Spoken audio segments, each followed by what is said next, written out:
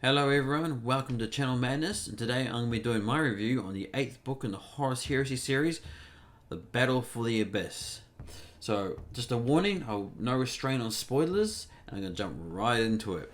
So, The Battle for the Abyss, it's just a jump into the middle of the Heresy fight book that we get. It's good for just a little bit of, just quick action packed without any sort of great relevance on the Horus Heresy as a whole, but by no means is it a disappointment. I thoroughly enjoyed listening to it again. I have read the actual book itself, and it gives us a good look into basically, word bearers, ultramarines, even world eaters, Thousand Suns, and I think that's the most. Oh, and Space Wolves. Yeah, Space Wolves is a good one. So it gives us a good look into some of these fighting styles and the way they act and whatnot.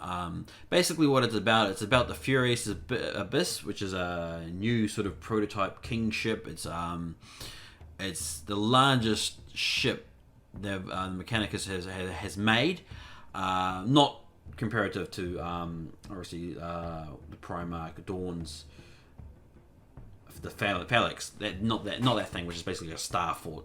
But this is just yeah. So this is basically a huge battle, a massive battleship constructed in secret by the Mechanicum, and it's basically on a path to destroy McCrag. And it's only really found out, by luck, by about some leftover Marines waiting on a battle station to be picked up and taken and back home. So, and it's basically, the whole book is about their mission to go and stop this massive thing from completing its task. And we get to see, obviously, the descent in the word bearers. The word bearers are the ranks. There's a lot of little sort of like naysayers and breakdown of the command chain. Everyone seems to be out for themselves, apart and this, they're not religiously devout like we know that they are to be. And then we also get to see on the other side, we get to see the loyalists and the way they act. We get our first sort of introduction to Space Wolves, like in the Heresy, and the way they act, and it's very good. I very much enjoyed listening to Bringar Stormbridge. I don't know how to pronounce it.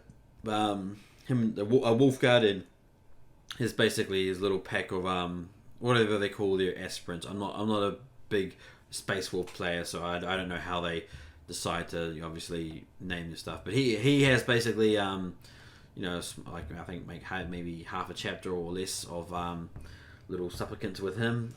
Like the first time we get introduced to him, he's in basically a tavern section of Space Marine tavern section of this waiting port, throwing all his his wolf aspirants around in a drunken fight, and then we come across our main protagonist is Cestus of the Ultramarines, the captain, and he basically just goes in and he fights the Space Wolf teaches him a lesson in a playful manner, because they're friends. They're long battle brothers from the past, and it was a nice little introduction. Then obviously they find out about the ship that was supposed to pick them up. Obviously got destroyed, and they picked up obviously the warp signature or through the astropaths. Which leads them onto a course to go and find out what happened. And they did, and Cestus obviously takes command of an admiral's ship. She's not too happy about it, but that's her problem. He's a space marine, so get over it.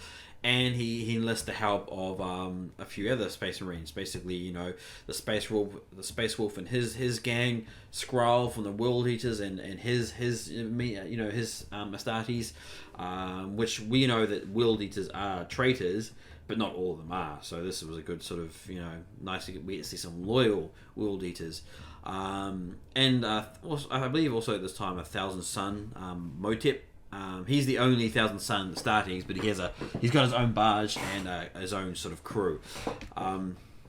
So they go on a mission to find out what happened to this the ship that was supposed to pick him up, and they follow the warp signature to find obviously this huge thing in the distance, which they know, they figure out it's an Imperial ship, so they obviously assume, well, it can't, they can't have done it because they're Imperial.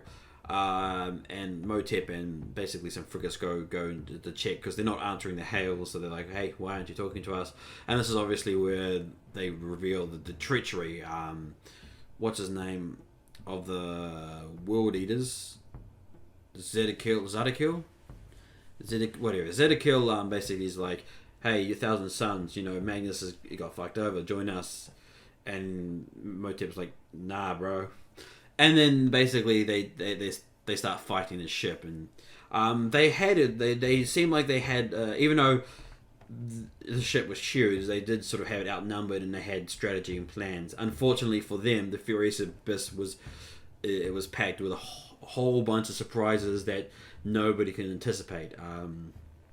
They had a prototype plasma lance, which they basically used to just wreck Motep's ship in one blow. They had heaps of fighter bays, which they assumed a ship like that wouldn't have. They were trying to house a plasma lance, but it did. So basically, their fighters came out and started wrecking stuff, and just an arsenal of weaponry and stuff that no one assumed. That basically wrecked house, and only left them with, I think, basically our loyalists with 2 frigates in the end. And for the rest of the novel, it's basically them trying to chase them down in the warp and attempting numerous sort of plans to stop the ship. Even at one point, catching up to it at a port as it's trying to fix some of the damage that was done in the previous battle, launching a sort of raid on the port, which didn't work in the end.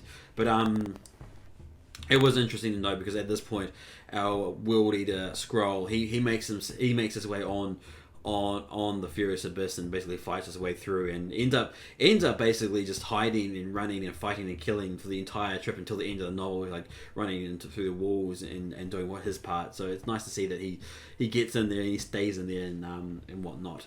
And yeah, and again, this is their whole fight. The whole book is about them chasing down and stopping the ship, which they do in the end, and it kind of brings up like the only sort of issue I have, not issue with the book, just issue with the word bearers. It's throughout the entire book, their religious sort of idea that, because they're always going about it, it's as it is written in the word, so it shall be.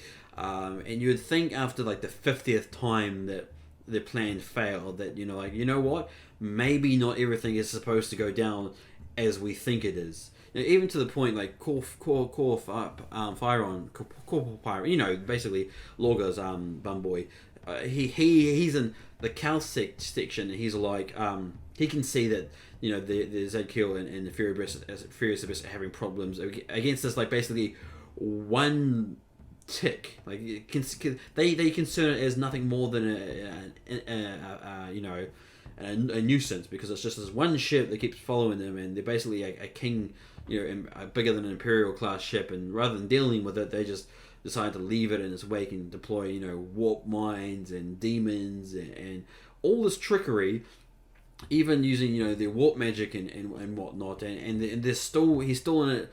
The plan is set and nothing can fail, and it's just like you get to the point where obviously it fails, and it's just like, you had so many chances and so many warnings. You'd think at this point you would learn your lesson that, come on guys, it's not everything is you should believe it to be. That's the only, they should have realized that a lot sooner, but they didn't, and it's what fucked them over, honestly, because they'd be like logically, you could have just destroyed their ship in one go, but you decided to not do it, and it cost you. I guess that's pride. Yeah, but yeah, we get to see we get to see a good sort of the Ultramarines tactics and how they fight their wars, and the Space Wolf tactics and how they fight their wars, and it was a good look. What else did we come across? Nothing too much. Like, it's a good straight novel of just the Astartes fighting, which is what you expect. There's no sort of secret plan or intrigue. I mean, they talk a little bit about what's happening in Kalth, which we will know. We will know about that in the Kelth, the book about that. What happens there. This is just a straightforward go get him fight. Nothing to do with the heresy as a whole, other than the fact that they're surprised that they got attacked by the ship. They don't know that if it's widespread or it's just like this lone Astartes and his company doing this thing, but it doesn't really matter because even in the end the loyalists all end up dying because obviously the destruction of the Furious Abyss was too big to escape. But everyone gets a comeuppance in the end, which is nice to see. There was a little bit of even the warp. There's like a little bit of warp activity with a specific demon that Motep needs to deal with, but even that wasn't sort of like integral to the greater story as a part. Like, so in the end, like, you don't need to read this novel as part of the to get the whole part of the story of the Horus Heresy, but I do recommend reading it because it is a good basically Astartes fight 'em up. We get to see the hatred between obviously the Ultramarines and the Word Bearers. We get to see a few other legions come into it, and a lot of what basically plays in part of like the warp trickery and things like that in the end of the book. The next book in it will be Mechanicus, which I think I'll enjoy because that gives us a little bit more story about the heresy as a whole. So my advice: go ahead and read it. I think it's a good book. Unlike the last one, Legion, which is a little bit more mystery secretive. This one is just straight into it, guns blazing, Astartes on Astartes action. No sort of trickery, no sort of warp. Well, I mean, there's the warp trickery that the word bearers. I always get those names mixed up. World Eaters, Word Bearers. The Word Bearers always sort of employ, their demon tactics and things like that. There's always some sort of that, and they're trying to deal with stuff. But in the end, it didn't work because obviously the warp can't be trusted, and the Word Bearers don't realize this at the moment. So yeah, I think it's worth reading, guys. And thanks for listening to me drag on about it. And remember to like and subscribe and stay tuned for more.